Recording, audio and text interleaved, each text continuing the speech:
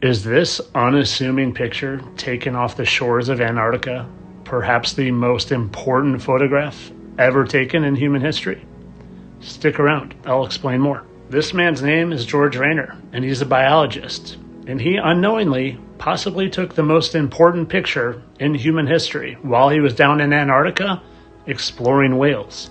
There is a large faction of people that believe what he captured here beyond the ice wall is actually the edge of our known world, the firmament.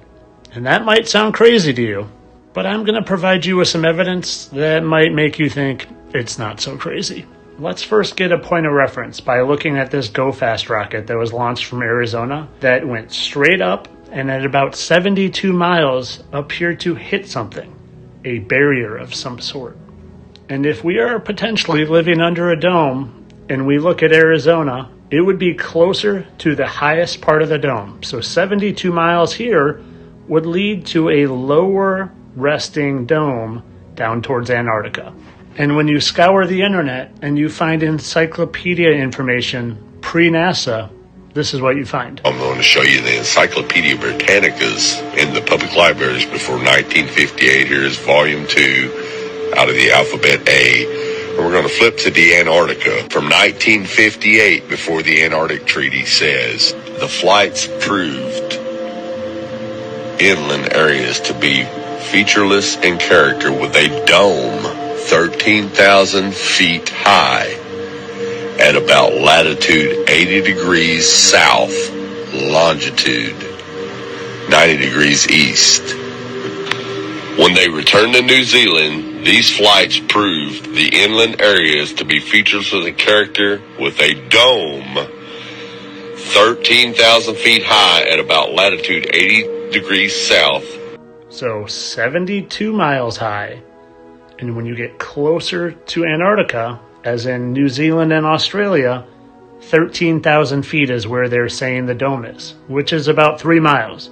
So going from 72 miles down to about 3 miles. At some point, it seems like that is going to connect to the known grounds. And when you colorize this photo and look at it closer and compare what that looks like to the ripples of water, they look almost identical. And when you look at other photos from this man's camera, you see it's not just a phenomenon caused from the camera or the type of photography or even the lens, but it is very specific to this area here beyond the glacier or ice wall or whatever this is. It's specific to the background.